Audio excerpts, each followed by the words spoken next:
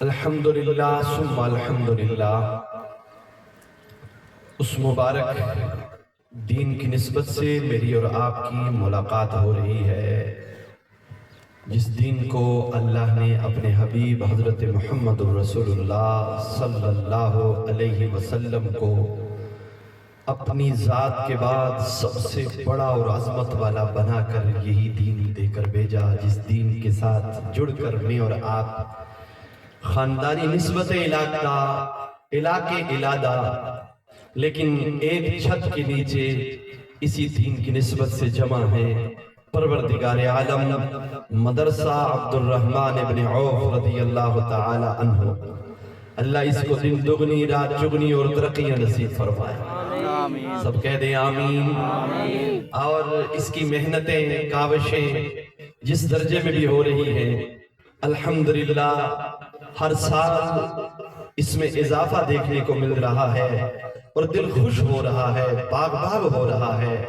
آج میں دیکھ رہا ہوں کہ آپ کی مسجد آپ کے اس مجمع کے اعتبار سے، آپ کی محبتوں کی حاضری کی وجہ سے تنگی کا شکوہ کر رہی تھی، یہ میدان میں پروگرام ہو رہا ہے۔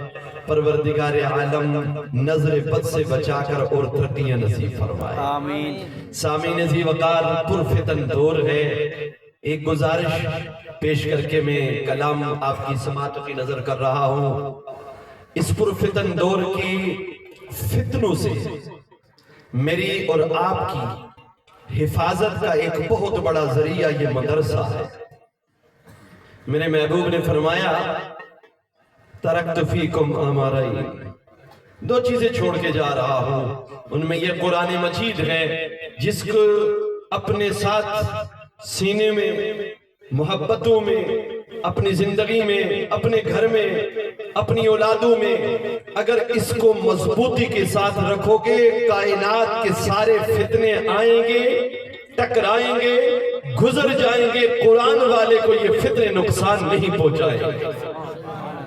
اس مدرسے کے ساتھ اپنی اولادوں کو جوڑو، اس مدرسے کے ساتھ خود بھی جڑ جاؤ، اس قرآن کے ساتھ اپنی اولادوں کو جوڑ دو، انشاءاللہ العزیز یہ وہ بہترین قلعہ ہے جس میں دھونے والے کے لیے ہر فتنے سے حفاظت ہو جاتی ہے۔ پروردگار عالم اس مدرسے میں آپ کا جو سب سے قیمتی اثاثہ آپ کی اولادیں اس مدرسے میں پڑھ رہی ہے، اللہ ان کو مولانا عبید الرحمن جیسا، مفتی قاسم صاحب جیسا، دیگر حضرات علماء کرام جو آپ کو بڑی محبتوں کا مرکز نظر آتے ہیں، اللہ ان کو بھی انشاءاللہ ایسا ہی مرکزی کردار عطا فرمائے گا۔ اللہ اس مدرسے کی اس خدمت کو قبول فرمائے۔ سامعین ذی وقار، یہ جو گزارش پیش کی ہے رمضان المبارک اور اس کے علاوہ بھی میں نے ہر جلسے میں ایک گزارش درد دل کے ساتھ پیش کرتا رہا ہوں کہ ہماری کشمیر مری پنڈی کی بالکل دامن میں ایک پروگرام سجایا گیا تھا جس میں دیوبندی، بریلوی، اہل حدیث، جماعت اسلامی، طریق لبیک، دعوت اسلامی، ساری جماعتوں کو جمع کیا گیا اور اس پروگرام کی غرض و غایت بڑی خطرناک بیان کی گئی تو رونگٹے کھڑے ہو گئے، کہنے لگے ہمارے علاقے کے ایک نوجوان نے حضور صلی اللہ علیہ وسلم کی گستاخی کر دی، اور بدترین گستاخی کیسے ہوئی؟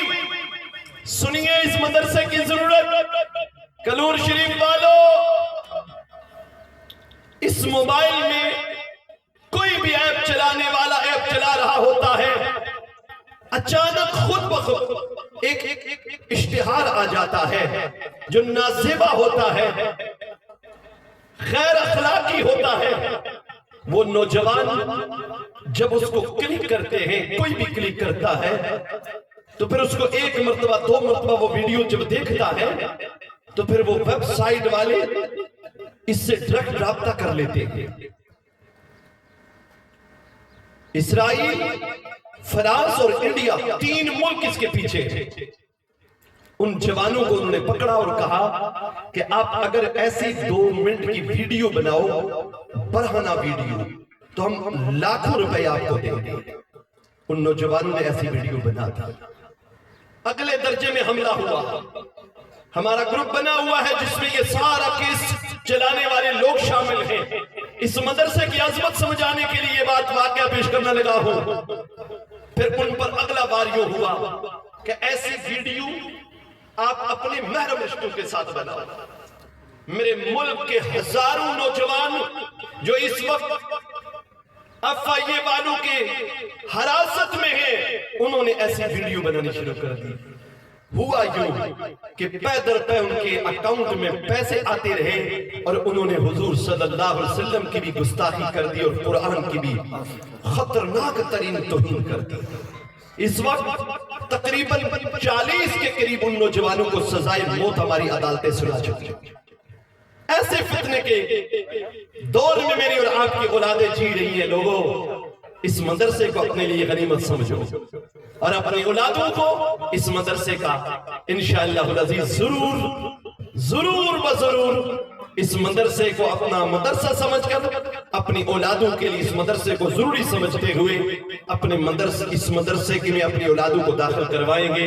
انشاءاللہ کوشش کرو گے. انشاءاللہ سب سے بڑا تعاون آپ کا یہی ہے.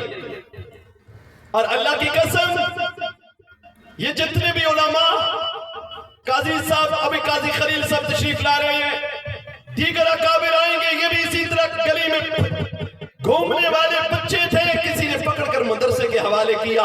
آج تمہیں مولانا عبید الرحمن صاحب کی صورت میں ایک قیمتی انسان نظر آ رہا ہے.